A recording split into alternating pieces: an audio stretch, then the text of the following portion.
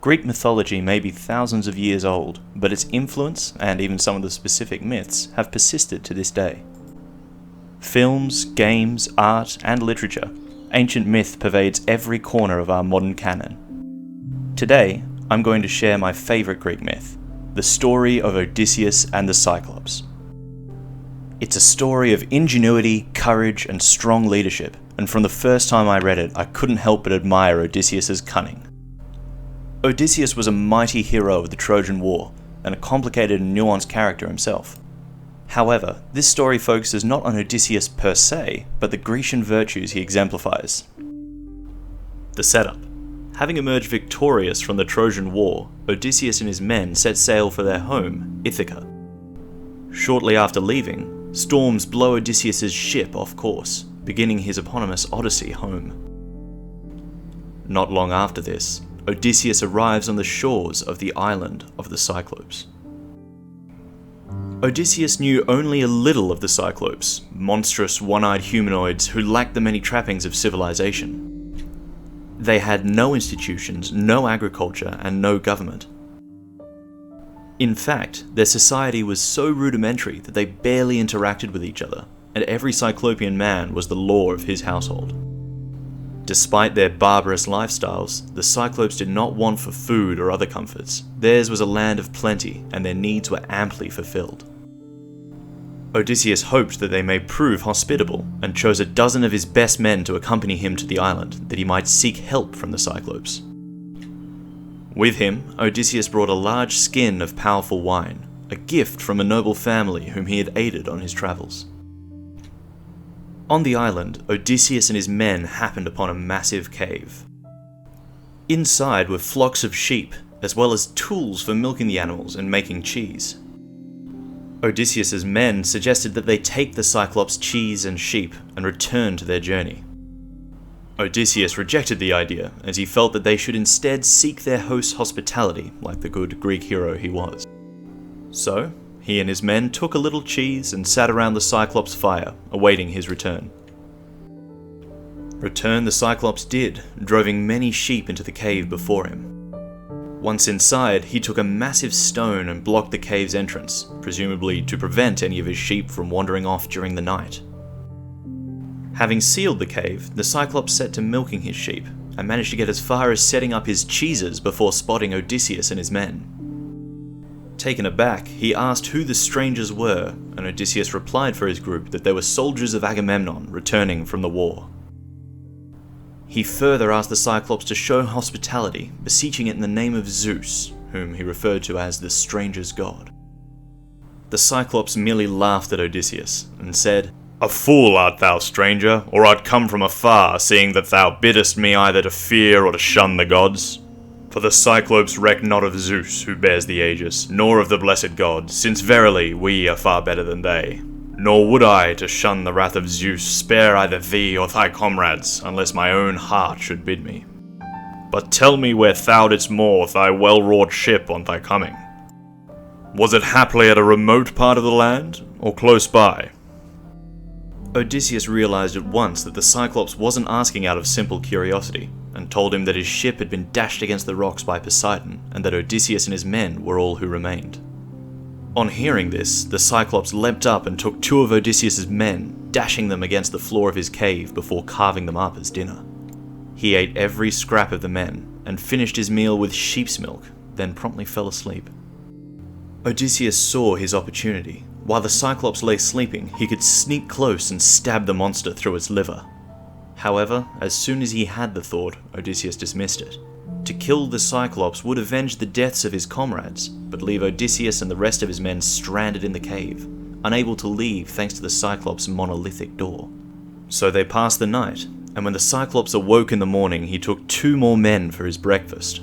Once finished with his grisly meal, the Cyclops left to graze his sheep, this time blocking the entrance of the cave to keep Odysseus and his men inside. Odysseus called upon the wisdom of Athena, and spent the day forming a plan of escape. Odysseus found a massive club of green wood, from which he and his men fashioned a gargantuan spear. They hardened the spear in the Cyclops' fire, and then hid it away amongst the caves of Fluvia. Odysseus then bade his men draw lots, to determine who would assist him in wielding the spear. Upon the Cyclops' return, he once again sealed the cave's entrance and took 2 more men for supper. Fortunately, neither had been chosen to assist Odysseus with the spear. Once the monster had finished his meal, Odysseus came to him with the undiluted wine he had brought to the island. "Here, Cyclops, have a drink of wine now that you have fed on human flesh, and see what kind of drink our ship carried inside her. I brought it for you, and it would have been your libation had you taken pity and sent me home, but I cannot suffer your rages. Cruel, how can any man come and visit you ever again, now that you have done what has no sanction?" The Cyclops was nonplussed by Odysseus' admonishments, but took the wine anyway. He enjoyed the drink, as Odysseus had expected, and asked him for another bowlful. "Give it me again with a ready heart, and tell me thy name straight away, that I may give thee a stranger's gift." Odysseus brought the wine, and kept plying the Cyclops until he was well and truly drunk. Then Odysseus told the Cyclops, "Cyclops, you asked me for my famous name. I will tell you then, but you must give me a guest gift, as you have promised. Nobody is my name. My father and mother call me Nobody, as do all the others who are my companions." The Cyclops responded without hesitation. "Nobody will I eat last among his comrades, and the others before him. This shall be thy gift." Having given Odysseus this gift, the Cyclops passed out on the floor of the cave, vomiting in his alcohol-induced sleep. Odysseus took his cue and retrieved the stake from where it lay. While he heated its tip among the coals, Odysseus spoke to his men, offering them words of encouragement to steel them against fear. When the stake was glowing red hot, Odysseus and his men took it to the sleeping Cyclops and stabbed him in the eye. The Cyclops was understandably upset by this development and leapt up, wrenching the stake from his ruined eye and calling to his Cyclopean brethren for help. The other Cyclopes of the island came to his cave, but seemed more annoyed than concerned. "What so sore distress is thine, Polyphemus, that thou criest out thus through the immortal night, and makest us sleepless? Can it be that some mortal man is driving off thy flocks against thy will, or slaying thee thyself by force or by treachery?" Of course, the Cyclops Polyphemus knew who had blinded him. The fool had given his name that very night. So Polyphemus cried out to his brethren, "My friends, nobody is killing me by force or treachery." The assembled Cyclopes dismissed Polyphemus, telling him that if nobody was hurting him, then he must be crazy to call for them, and should pray to his father Poseidon for relief. So they left Polyphemus to deal with Odysseus alone. Undaunted, Polyphemus immediately hatched a plan of his own. He removed the stone door and stood before the cave entrance, ready to grab any of the men who tried to leave. Odysseus took counsel with his men, and together they decided to leave with the rams at dawn, riding under or between them in case Polyphemus thought to check their backs. And so, on the morning of the 3rd day of their misadventure, Odysseus and his men fled from the cave and drove a herd of Polyphemus's sheep back to their ship. Now this should be where the story ends, but Odysseus was not content to leave without assuring the Cyclops of his victory.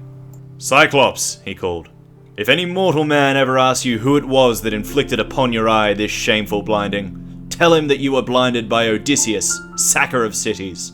Laertes is his father, and he makes his home in Ithaca." Hearing this, Polyphemus was humbled.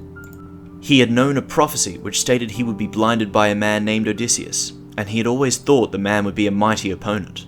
However, he was beaten by a weak and frail human, and he called to Odysseus, "Come hither, Odysseus, that I may set before thee gifts of entertainment, and may speed thy sending hence, that the glorious Earth-shaker may grant it thee. For I am his son, and he declares himself my father, and he himself will heal me, if it be his good pleasure." But Odysseus either did not believe the Cyclops, or did not care, and called back, "I only wish it was certain I could make you reft of spirit and life, and send you to the house of Hades, as it is certain that not even the shaker of the earth will ever heal your eye for you." While Odysseus gloated and his men celebrated their safe return, Polyphemus prayed to his father Poseidon. "Hear me, Poseidon, earth enfolder, thou dark-haired god. If indeed I am thy son, and thou declarest thyself my father, grant that Odysseus, the sacker of cities, may never reach his home, even the son of Laertes, whose home is in Ithaca. But if it is his fate to see his friends and reach his well-built house in his native land, Late may he come, and in evil case, after losing all his comrades in a ship that is another's, and may he find woes in his house. This prayer did not go unheard, and the rest of the Odyssey tells of how it eventually came to be fulfilled. So, Odysseus and Polyphemus. Why is it my favourite Greek myth? I must admit, there's always something satisfying about monsters getting their comeuppance. But this simple story offers us great insight into the values of the ancient Greeks, and of those who followed. Through the story, we find that Odysseus' triumph wasn't the result of simple might. Where a hero like Hercules may have simply killed Polyphemus and broken down his door, Odysseus used guile and leadership to make his escape. Indeed, he relied upon careful planning and the strength of his men to accomplish the blinding of the Cyclops, despite acknowledging in an earlier passage that he could have killed the monster alone. Further, the story paints an interesting picture of the Cyclopes. Though they lack the civilized society of the Greeks, they do not want for food or pleasure. Indeed, Homer describes them as living quite enviable lives by many standards. This implies a certain respect for less civilized peoples. Though they might not live Grecian lives, they can still live enjoyable ones. However, the Cyclops' lack of civilization proves to be Polyphemus' downfall. First, the strong wine. Odysseus and his men enjoyed the wine diluted. Polyphemus, uncivilized as he was, drank the wine undiluted. He also drank much more than was prudent, enough wine to pass out and vomit in his sleep. Had he enjoyed the wine in moderation, as a more civilized Greek might have, Polyphemus would not have fallen into such a deep sleep that he was unaware of the 5 men approaching him. Secondly, the other Cyclopes. When Polyphemus cried for help, those who came to him were not motivated to assist him, but merely to shut him up so that they could return to bed. Where Odysseus and his men conferred about plans and cooperated in carrying them out, each Cyclops was concerned only with himself. So Odysseus' triumph can be seen as more than simply a story of a mighty hero slaying a terrible monster. In Odysseus, we find the ideal of civilization, the embodiment of Grecian eudaimonia. Polyphemus is a scion of the uncivilized, a massive brute who worries not about agriculture or democracy. The story of their struggle can be seen as the story of civilization triumphing over barbarism, a celebration of Greek culture and society. Finally, there is the notion of piety. Throughout the story, Polyphemus is impious and irreverent. He declares the Cyclopes to be better than Zeus and all the blessed gods, spurns the noble tradition of hospitality, and mocks Zeus's custom of the stranger's gift. For these actions, Polyphemus is blinded and humiliated, although perhaps the gods did not personally intercede. However, Polyphemus is not the only one who spurns the gods. Odysseus, after taunting Polyphemus and spurning Poseidon, eventually meets exactly the fate for which Polyphemus had prayed. Thank you for sharing with me the story of Polyphemus and Odysseus.